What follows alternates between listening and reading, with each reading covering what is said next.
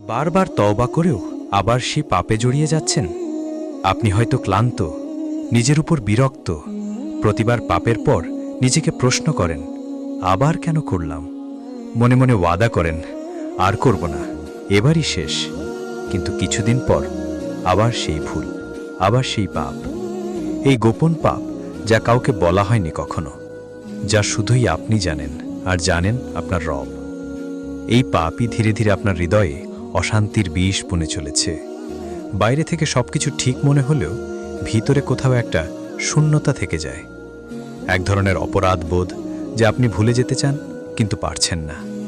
আমরা বুঝতেও পারি না এই গোপন পাপ আমাদের ইবাদতের স্বাদ কেড়ে নিচ্ছে। কুরআন পড়ি কিন্তু মন বসে না, নামাজ পড়ি কিন্তু খুশু আসে না, দোয়া করি কিন্তু চোখ ভেজে না। এই পাপই আমাদের রিজিক থেকে বরকত হ্রাস করছে। ভালো কাজ করতে চাই কিন্তু পারি না, নফসের সাথে লড়াই করি কিন্তু হেরে যাই বারবার। আর সবচেয়ে কষ্টদায়ক ব্যাপার হলো, এই গোপন পাপই আমাদের নিজেকে নিজের চোখেই ছোট করে দেয়।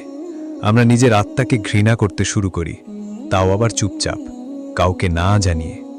কিন্তু ভাই, বোন, প্রত্যেকবার পাপ করার পরই তওবা করো।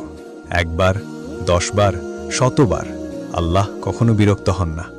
রাসূল সাল্লাল্লাহু আলাইহি ওয়াসাল্লাম বলেন, যদি তোমরা গুনাহ না করতে তবে আল্লাহ তোমাদের পরিবর্তে এমন এক জাতি আনতেন যারা গুনাহ করত এবং তওবা করত, আর আল্লাহ তাদের ক্ষমা করতেন। এই হাদিস থেকে বোঝা যায় আল্লাহ তওবা করা কতটা পছন্দ করেন। তোমার চোখের এক ফোঁটা অনুশোচনার পানি আল্লাহর কাছে পাহাড় সম গুনাহ থেকেও বেশি মূল্যবান। তাই কখনো আশাহত হইও না। ইবলিশ হয়তো তোমাকে বোঝাবে, তুই এত পাপ করছিস, আল্লাহ তো তোকে ক্ষমা করবে না, তাই তওবা করে লাভ কি? আসলে এটা শয়তানের একটা চাল, যাতে তুমি তওবা না করো। ইবলিশ জানে আল্লাহ ক্ষমা করতে ভালোবাসেন, তাই তোমাকে যে কোনো মূল্যে প্রতিহত করতে চায়। তাই বলুন, হে আল্লাহ, আমি ভুল করেছি। আপনি গোপনে পাপ দেখেছেন, এবার আপনি গোপনেই ক্ষমা করে দিন।